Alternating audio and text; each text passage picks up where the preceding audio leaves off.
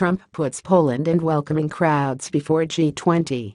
President Donald Trump may well have felt as if Air Force One had touched down in Cedar Rapids, Iowa, Harrisburg, Pennsylvania, or any other American city that has hosted his campaign-style rallies when he landed in Warsaw Wednesday night, the first leg of his second trip abroad as president. First Lady Melania Trump accompanied Trump, as did daughter Ivanka Trump and her husband Jared Kushner. Flanked by 10 uniformed troops, Polish Foreign Affairs Minister Witold Waszczykowski and other dignitaries met America's first family on the tarmac late Wednesday.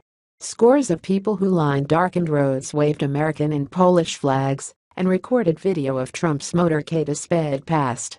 Conservative Warsaw is likely to show a lot of love for Trump during a 16-hour visit before he heads to the Group of 20 summit in Hamburg, Germany.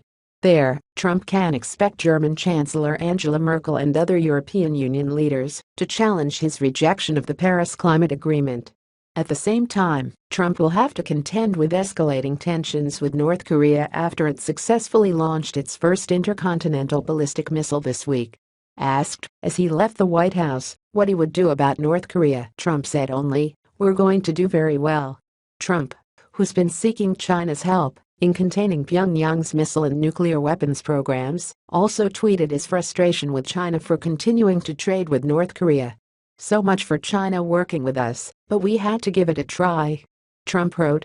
Chinese President Xi Jinping is among at least 9 leaders Trump is scheduled to meet with in Germany during the G20 summit. Trump is also scheduled to have a sit-down with Russian President Vladimir Putin. Bussing in supporters in Warsaw, leaders of the ruling Law and Justice Party are bussing in supporters to cheer the American president when he delivers an afternoon speech at Krasinski Square on Thursday. The ruling Law and Justice Party sees Trump's choice to visit Poland as a fine way of tweaking the left-leaning leadership of the European Union. The Poles have benefited from a booming economy since joining the EU in 2004, while not absorbing the political sensibilities that prevail in Brussels and Berlin. Trump and Polish President Andrzej Duda both have been on the receiving end of French and German disapproval for their rejection of calls that America and Poland accept their share of Syrian and other refugees, as well as for their treatment of the media and opposing political views. So Poland and America are mutual admiration societies. "We still perceive America as a beacon of freedom," noted Martin Wrona, a Washington correspondent for Polish network TVN. When Poland's dissident Solidarity Party was working to oust communists from power in 1989, Wrona added, they created a campaign poster from an ad for the movie High Noon starring Gary Cooper.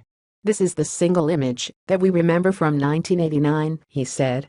According to a recent Pew Research Center survey, Poland is the most pro-American nation in Europe. 65% of Poles have a favorable view of America, while 16% have an unfavorable opinion.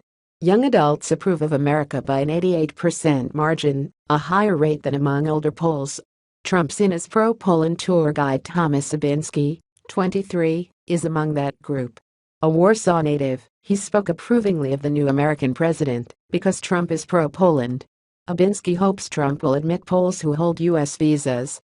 Standing near Old Town, where barricades were placed in preparation of Trump's visit later Wednesday, Obinski added, "We close half of the city just for president."